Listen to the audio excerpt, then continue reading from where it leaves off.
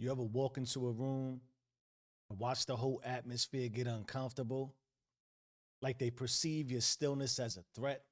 Like your peace reveals every fracture in the room? If that's happened to you, know this. That's not curiosity, that's confusion. You see, most people only trust chaos because chaos is the language they were raised on. So when you move centered, when you breathe instead of react, when you walk with the spirit aligned to something higher, your peace becomes rebellion and you are now dangerous. You see, in a world addicted to noise, peace is the loudest authority you can carry. So let's talk about it, because I wasn't raised fluent in peace. You see, where I'm from, yo, calm meant something was about to break. Like if the block was quiet, danger was rehearsing. If life felt good, we braced for what was coming. If life got too quiet, it meant something was about to pop. So in that way, joy had deadlines, safety had disclaimers, rest felt like exposure. You ever grow up like that? You ever scan a good moment for hidden danger? You ever prepare for impact inside your blessings? You're not alone. And that right there, that's trauma pretending to be intuition. You see, we mistake fear for wisdom because it came wrapped in responsibility. So now my people didn't hand down assets. They handed down alerts, alarms, anxious rituals, fear disguised as guidance, hypervigilance disguised as maturity. And I didn't question it. How could I? I didn't know any better. So I inherited it. But here's the truth you need to hear. If fear is your operating system, peace, the peace God has for you, that will always feel like a malfunction. So now everything I'm about to show you is not therapy. It is the architecture of identity. This is what here on the Do You Rules calls SIP, the spiritual interoperability that lets you function as one integrated consciousness. This is INNERFLUENCE, the authority God placed inside you. You, yes, you, before the world taught you to doubt it. So let's crack open the black book together and get surgical. Let's start with the neurology of noise. Your nervous system has been practicing survival like a religion. So now cortisol became caffeine, adrenaline became identity. You don't wake up, you reconnect to the panic you stored overnight. Now, science has a name for it. They call it conditioning. Spirit names it captivity. God names it a lie you forgot to stop believing. Here's the law. Your mind screams, your soul whispers, and whichever voice you feed, that becomes the narrator of your life. So now peace isn't the absence of noise, it's the ability to regulate the internal signal, no matter the external static. Regulate the internal, no matter the external static. That's INNERFLUENCE. That's sovereignty. And now that you know that, now that it's obvious, be honest. You ever confuse peace with boredom? You ever feel guilty when you finally stop grinding? Why do we do that to ourselves, man? Because that's not laziness, that is withdrawal from the chaos you were raised on. Let that sit. And now let's get into the frequency of faith. Fear and faith run on identical bandwidths. Think of it like this. They're just on opposite ends of the polarity structure. Fear, faith, directly across from one another. Now, one broadcasts danger, one broadcasts destiny. One loops what might go wrong. One remembers what God already wrote. Now, when you stop feeding fear, you stop receiving its notifications. And that's when peace becomes power. That's when you feel the shift. That's when you bring you back and bring God back. Because peace is not personality, peace is proof of alignment. Both those poles have to exist. But let me pause you real quick and let's reflect on this. You ever notice how people attack what they can't decode?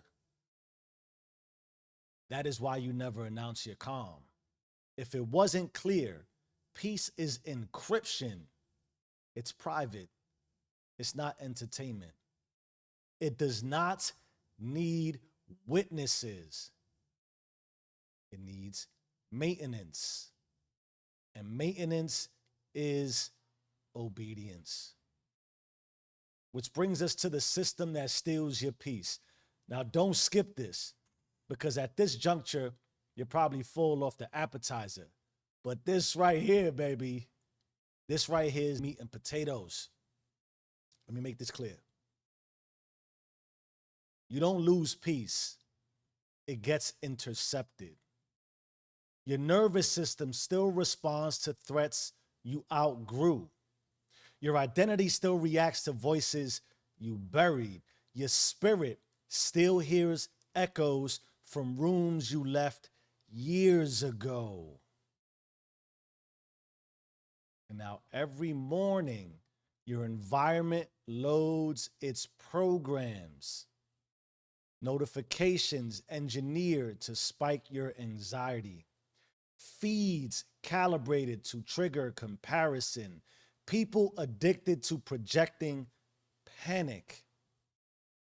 You're not battling noise, you're battling defaults. You're not fighting demons, you're fighting residue. And now, until you rewrite those defaults, your peace will always feel like a glitch instead of a grounding. But now here's the even deeper law, the part nobody wants to teach. Your peace collapses whenever you live in protection mode. Fear is a closed circuit. It preserves the version of you that God is trying to evolve. And until you accept the possibility of loss, you'll never access the individuality you were born to walk in. Now, Kierkegaard called it the leap. Lipton called it growth mode. Scripture calls it obedience. Different languages, same truth. Let me say it to you more plainly. You can't step into destiny, your destiny, while gripping the self that can't survive it. So peace begins at surrender. Peace stabilizes at trust. Peace expands through opt-in, which is one priority at a time. Because divided focus creates divided identity, and a divided identity can never carry peace. So in that way, this is not emotion. This is interoperability. This is spiritual architecture. This is the inner circuitry of iNNERFLUENCE. The return of the self God authored before the world cross-wired your consciousness. Peace, and I'm looking at you again. Peace is not passive. Peace is not personality. Peace is the result of a life living in one direction. It's heavy, I know. So before we apply this, maybe you want to pause it and come back. Let's sit with this too, because I got some questions and you got some splaining to do. You ever wonder why you feel safer stressed than still? Why quiet mornings make you more anxious than chaotic nights? Why you brace for impact every time life gets good? Why do you do that? Because that's not discernment, that's residue. And if you are honest, you've been carrying the same internal alarms into every new year.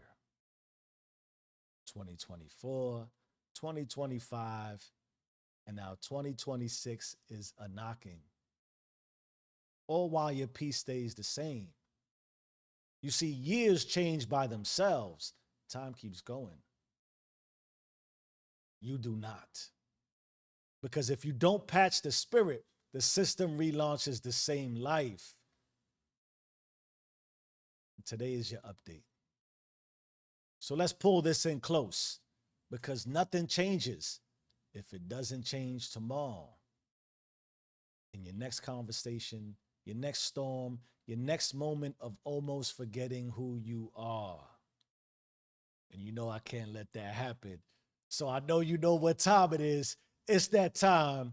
Time to do you. So let's do you and let's do it together. 5 moves, 1 consciousness, full interoperability. Faith meets functionality. You know we start with disrupt.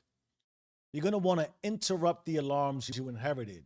Every fear-based what if, replace that. And replace it with even if.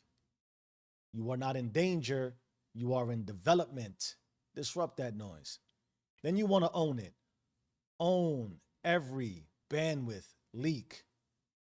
The scrolling, the reacting, the over-explaining or splaining. Peace requires password protection. You understand? Own it. Then you want to yield. Yield to the pause. Rest is not laziness. It is divine timing. Stop trying to outthink what God already authored. Then you want to observe. Watch your body preach. Your jaw get tight. Your chest get tense. Your breath starts to get shallow. All of these are old sermons from a past life you no longer tithe to. So observe without judgment. That is remembrance in motion. Then you want to unleash. Move like nothing can ever evict your spirit. Move like safety isn't a feeling, it is your birthright. Move like God signs your calm in permanent ink. And the moment you learn to carry peace privately, you begin living publicly with authority. Because real power is how quiet you remain when the world tries to shake you. This is how you bring you back. This is how you bring God back. And them is your 5 moves. That be your 1 consciousness. My beautiful community of influencers. In our final moments together, let me be a humble reminder. Quiet is not absence. Quiet is authority. Peace is not passive. Peace is prophetic. Stillness is not weakness. Stillness is strategy. So today, we walk in internal volume control. We broadcast faith, not fear. We let peace lead and let the world stay curious. We BYB, bring you back. BGB, bring God back because you own it or be owned by it. You either run the system or the system runs you. Change your mind, change your life. I am who I say I am. Do you and stay rich.